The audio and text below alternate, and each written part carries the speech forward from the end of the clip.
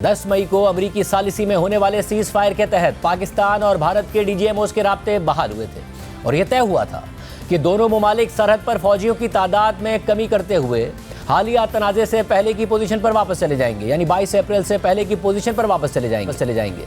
अब एक तरफ वज़ीर आज़म मोदी अपनी तकरीरों में पाकिस्तान के खिलाफ नफरत अंगेजी कर रहे हैं, आज भी की। ऑपरेशन सिंदूर के जारी रहने का दावा कर रहे हैं, आज भी किया, जिस पर भारत में ही ये सवाल उठाया जा रहा है कि अगर यह दावा दुरुस्त है कि ऑपरेशन सिंदूर में भारत को कामयाबी मिली है, तो फिर मोदी क्यों यह कह रहे हैं कि ऑपरेशन सिंदूर अब भी जारी है?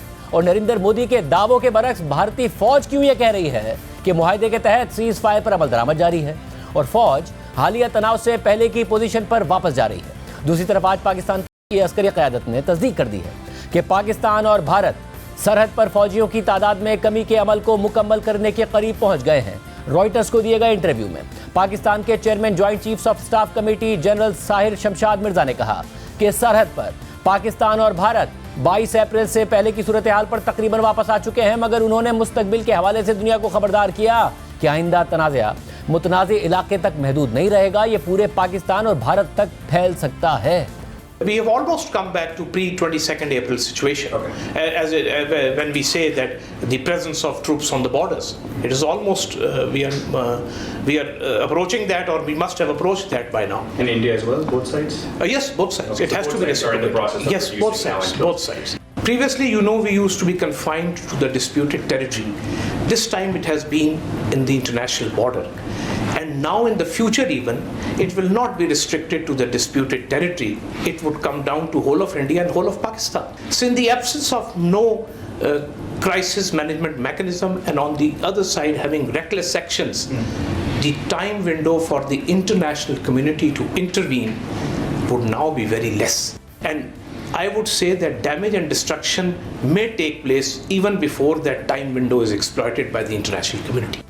दोनों इतराफ की अफवाज के रवैये और इकदाम से वाज़ेह हो रहा है कि पाकिस्तान और भारत के दरमियान तनाव में कमी आ रही है, मगर भारत में नरेंद्र मोदी अब भी पाकिस्तान को धमकियां देने और इश्तियाल अंगेजी से बाज नहीं आ रहे हैं और अवाम में मुसलसल ये बयानियां बना रहे हैं कि ऑपरेशन सिंदूर अभी ख़त्म नहीं हुआ। आज वज़ीर आज़म मोदी ने कानपुर में जलसे से खिताब करते हुए फिर कहा कि दुश्मन किसी धोखे में ना रहे, ऑपरेशन सिंदूर अभी ख़त्म नहीं हुआ। किसी धोखे में न रहे, ऑपरेशन सिंदूर अभी खत्म नहीं हुआ है।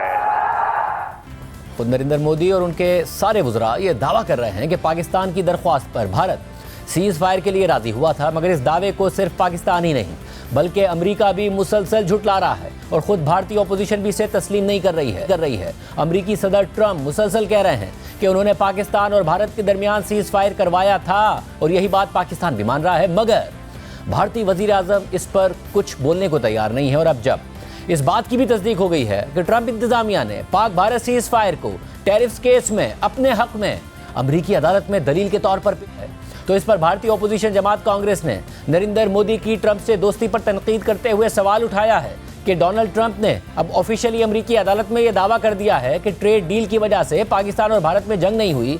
क्या मोदी की दोस्ती ट्रेड ब्लैकमेलिंग के सामने सरेंडर कर रही है? इसी तरह अब जब मोदी हुकूमत ने पाकिस्तान के खिलाफ दुनिया में बयानियां बनाने और भारत के लिए हिमायत हासिल करने के मकसद से हुकूमत और अपोजिशन जमातों के अरकान पर मुश्तमिल 7 वफूद मुख्तलिफ ममालिक में भेजे हुए हैं, तो अमेरिका समेत किसी भी अहम मुल्क से भारतीय बयानिए के हक में या पाकिस्तान के खिलाफ कोई काबिल जिक्र रद्द-ए-अमल नहीं आया। साथ ही भारतीय सिफारती वफूद ज़्यादातर ममालिक में तो आला तरीन ओहदेदारों से मुलाकात तक नहीं कर पा रहे हैं, ख़ासतौर पर अमरीका में। इस पर कांग्रेस रहनुमा सुप्रिया श्रीनाथ ने तनकीद करते हुए कहा है कि भारत के इन 7 सिफारती वफूद ने अंडर सेक्रेटरी साबिक अरकान के अलावा किससे मुलाकात की है? कुछ सवाल हैं जो भारतीय मीडिया नहीं पूछेगा, क्योंकि उसको तो फुर्सत ही नहीं है सरकार की ढाल बने रहने से। तो सोचा, मन में आया कि हम ही पूछ लेते हैं। ये जो 7 डेलीगेशन दुनिया के तमाम देशों में गए हैं, ये अंडर सेक्रेटरी और भूतपूर्व सदस्यों को छोड़कर कभी किसी राष्ट्राध्यक्ष से मिले अभी तक? तो कुछ सवाल हैं। ये डेलीगेशन कितने राष्ट्राध्यक्षों से मिले हैं? ये डेलीगेशन जहां जहां गए हैं, क्या उन देशों ने 2 टूक औपचारिक बयान देकर भारत का समर्थन किया है? क्या उन देशों ने खुलकर पाकिस्तान प्रायोजित आतंकवाद के खिलाफ बोला है? क्या ये जो डेलीगेशन गए हैं ये विदेशी मीडिया से मिल रहे हैं या नहीं मिल रहे हैं? और अंत में एक सवाल, इन सारे डेलीगेशंस के जाने का भारत को क्या फायदा हो रहा है? क्या हमारे पक्ष में एक माहौल बन रहा है? मुझे लगता है इन सवालों के जवाब मिलने चाहिए। डेलीगेशन मोदी जी ने भेजे हैं, विपक्ष ने उनका साथ निभाया है, लेकिन इसका रिजल्ट क्या हो रहा है ये भी देश जानना चाहता है। इसके अलावा वज़ीर-ए-आज़म मोदी हमेशा ये दावे करते रहे हैं कि वो बहुत सादा हैं, सादा ज़िंदगी गुजारते हैं, फ़कीर हैं। इसके साथ साथ वो आवाम को कहते हैं कि उन्हें बैरून मुल्क की अशिया दरामद करके इस्तेमाल नहीं करनी चाहिए, बल्कि भारत में बनी अशिया इस्तेमाल करनी चाहिए। इस पर अपोजिशन नरेंद्र मोदी का मजाक उड़ा रही है और उनकी सादा और फ़कीर तबीयत की हकीकत आवाम को बता रही है। सिर्फ यही नहीं, मोदी हुकूमत पहलगाम वाक़े की बुनियाद पर पाकिस्तान और भारत को जंग के धियाने पर ले आई थी और अब ये क्रेडिट भी ले रही है कि ऑपरेशन सिंदूर के जरिए पहलगाम का बदला ले लिया है। मगर ये बुनियादी सवाल अब भी मोदी हुकूमत का पीछा कर रहा है और भारत में तनकीद बढ़ रही है कि 1 महीना और 8 दिन गुजरने के बावजूद पहलगाम वाक़े के हमलावरों का सुराग क्यों नहीं लगाया जा सका। भारतीय इंतहा पसंद तंजीम शिवसेना UBT के रहनुमा और राज्यसभा के रुकन संजय रावत ने कहा है कि पहलगाम के दहशतगर्द शायद बीजेपी में शामिल हो गए होंगे। अभी तक आतंकवादी पकड़े नहीं गए, वही बीजेपी लगातार कांग्रेस को ही टारगेट कर रही है। आतंकवादी तो शायद बीजेपी में प्रवेश किया होगा, इसलिए पकड़े नहीं जाते हैं। वो जो 6 आतंकवादी है पहलगाम वाले, वो इसलिए पकड़े नहीं जाते कि शायद वो एक दिन आपको बीजेपी कार्यालय से प्रेस नोट आ जाएगी, वो 6 लोगों ने बीजेपी में प्रवेश किया है, तो आप भूल जाइए सब। भारत ने बगैर किसी सबूत के पहलगाम वाक़े का इल्ज़ाम पाकिस्तान पर लगा दिया और 6 और 7 मई की रात को पाकिस्तान पर जारहियत का आगाज़ कर दिया। मगर पाकिस्तान की फौरी जवाबी कार्रवाई के दौरान भारत को रफाल समेत 6 जंगी तैयारों का नुकसान उठाना पड़ा। भारत सरकारी सतह पर तो तैयारी गिरने की तस्दीक या तरदीद नहीं कर रहा है, मगर आलमी मीडिया और भारतीय तज्ज़ियाकारों के बाद अब खुद बीजेपी के सीनियर रहनुमा सुब्रमण्यन स्वामी ने एतराफ़ कर लिया है कि पाकिस्तान ने भारत के 5 जंगी तैयारे मार गिराए हैं। उन्होंने रफाल तैयारों की डील पर भी तनकीद की।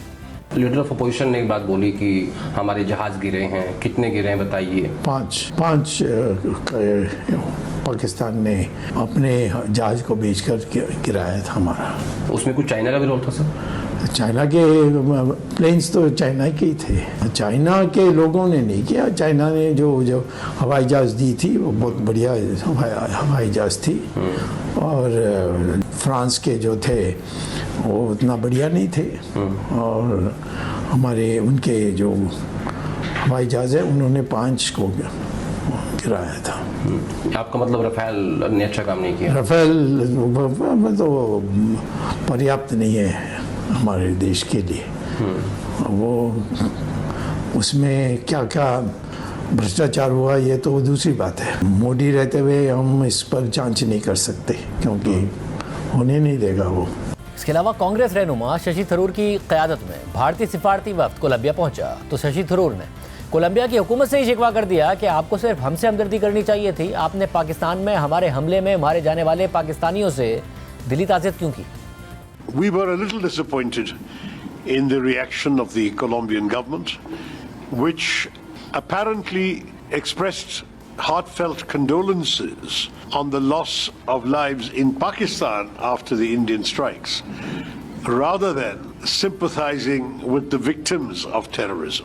और अब पाकिस्तान का वफ्द दुनिया को बताने के लिए रवाना हो रहा है। बिलावल भुट्टो ज़रदारी क़यादत करेंगे। उस वफ्द में मौजूद होंगी नायब सदर पीपल्स पार्टी, साबिक सफ़ीर बराए अमेरिका और पाकिस्तान के सिफारती वफ्द की रुकन श्री रहमान साहब